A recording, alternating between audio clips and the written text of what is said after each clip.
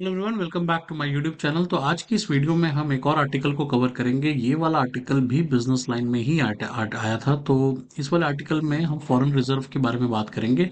और आर्टिकल था कि are be at the peak of foreign reserve. क्या हम फॉरेन रिजर्व के पीक पे आ गए हैं? क्या ट्रूथ है, क्या रियलिटी है, इसके बारे में let's talk about this article.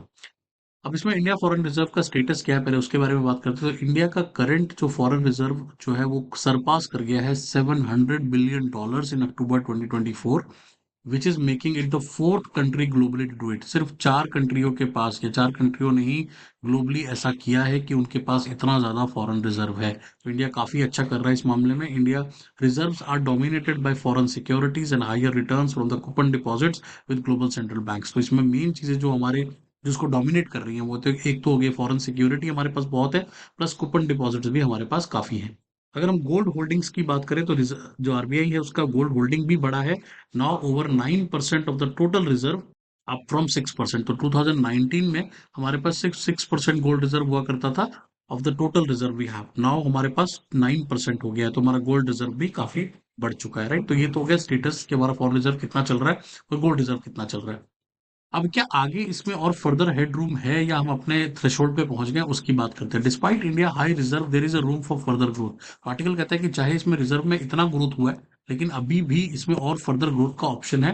Driven by strong portfolio inflows and balance of payments plus. अब क्यों ऐसा हो सकता है कि हमारा और बढ़ सकता है? बिकॉज ऑफ बैलेंस बीओपी के सरप्लस होने की वजह से, या फिर हमारा पोर्टफोलियो इनफ्लोज जो है वो काफी स्ट्रॉन्ग है, right. The current account deficient is manageable. जो हमारा सीएडी अभी चल रहा है वो काफी मैनेजेबल है and expected to stabilize despite the temporary increase due to gold purchase and festive import demand। अब अभी आपको पता ही है हमारा फेस्टिव सीजन चल रहा है, राइट। अभी दिवाली दशहरा सब आएगा, राइट, चल रहा है। तो इसकी वजह से कहीं ना कहीं इंपोर्ट काफी बढ़ जाता है। उसकी वजह से कहीं ना कहीं सीएडी थोड़ा सा हमारा ऊपर नीचे होता है, बट वो अभी इस हिसाब से मैनेजेबल है एज पर दिस आर्टिकल। आगे बढ़ते हैं। Impact of gold old oil prices का क्या पड़ रहा है इस पे? तो lower impact oil prices are expected to reduce the energy import bills, helping to stabilise CAD in coming months. अब अगर प्राइस ऑयल के भी एक्सपेक्ट किए जा रहे हैं कि वो लो होंगे, जिसकी वजह से कहीं ना कहीं आने वाले समय में कैड को मैनेज करने में इतना ज़्यादा दिक्कत नहीं होगी।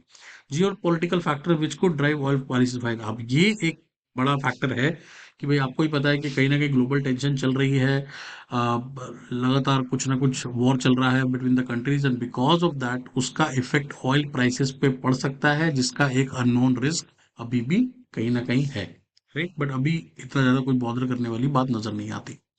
फाइनेंशियल इन्फ्लोज की अगर हम बात करें तो portfolio inflows into debt and equity markets remain robust and exceeding $20 billion by September 2024। अभी अगर आप देखोगे कि हमारा जो यहाँ पे बहुत ज्यादा इन्वेस्टमेंट जो है इक्विटी मार्केट में हो रही है, इसकी वजह से $20 बिलियन से भी ज्यादा एक्सीड कर गया है that in September 2024। Non resident deposits and external commercial borings also contribute expected BOP surplus of 48 to 50 billion. और जितने भी एनआरआईज हैं, जो उनका डिपॉजिट है, कहीं ना कहीं कमर्शियल बोरोइंग्स है, उनकी वजह से भी हमारा काफी अच्छा, हमें अच्छा खासा पैसा उनसे भी आता है, जो यहाँ पर उसका डाटा भी यहाँ पे दिया हुआ है। इसके अलावा अगर हम रिजर्व एडुकेसी रेशियो की बात करें, as per the article is that India reserve adequacy include import coverage जो है 10 to 11 months of import as well above the global norms. तो ग्लोबली के कंपैरेटिवली हम यहाँ पर भी अच्छा कर रहे हैं। However, some ratios such as import coverage relative to reserve and जो एक्सटर्नल फाइनेंशियल रेशियो है हमारा, और इसके ऊपर मैं अलग से शॉर्ट वीडियो बना दूंगा कि एक्सटर्नल फाइनेंसिंग रेशियो क्या होता है, क्योंकि इसमें हम शॉर्ट वीडियो में इसको कवर करना चाहते हैं कि बस ये and below past peak levels and indicating room for further reserve. तो कहीं ना कहीं अभी इस आर्टिकल का ये कहना है कि भले ही हम बहुत अच्छा कर रहे हैं और नंबर फोर्थ पर आ गए हैं globally in terms of foreign reserve, but अभी भी काफी स्कोप है जो और हमें बेटर और रिजर्व हमारा दिला सकता है। एक्सटर्नल लाइबिलिटीज और रिस्क इस टाइम पे हमारा क्या है? तो external liabilities have increased along with the rising reserve. अब हमारी जो रिजर्व तो बढ़ रहा है, but at the same time हमारी एक्सटर्नल लाइबिलिटीज भी बढ़ रही हैं। क्यों बढ़ रही हैं? Because of foreign portfolio investment and offshore boring. Offshore boring भी बहुत बढ़ रहा है, और उसकी वजह से कहीं ना कहीं हमारा जो लाइबिलिटी है, एक्सटर्नल लाइबिलिटी है, वो बढ़ रहा है, राइट। ठीक है। The global economic environment remains a risk to reserve as they are largely driven by fluctuating portfolio. अब जैसा आपको पता ही है, राइट, कि अगर ग्लोबली सब कुछ ठीक रहता है तो हम डेफिनेटली अच्छा ग्रो कर रहे हैं। बट अगर ग्लोबल में कोई प्रॉब्लम आएगी तो कहीं ना कहीं हमें दिक्कत आएगी, और हमारा जो कैड है वो भी कहीं ना कहीं वहाँ बढ़ सकता है अगर इस तरह का कोई इशू आता है।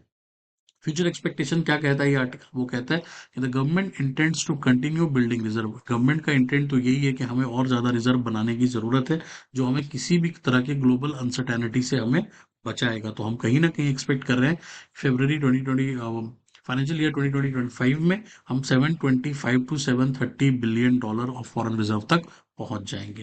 तो आई होप आपको ये आर्टिकल समझ में आ गया होगा। Thank you so much for liking this series. अगर आप इस सीरीज़ को पसंद कर रहे हैं, इसकी मैंने एक सेपरेट प्लेलिस्ट भी बना दी है जिसमें हम रेगुलरली अपडेट करते रहेंगे।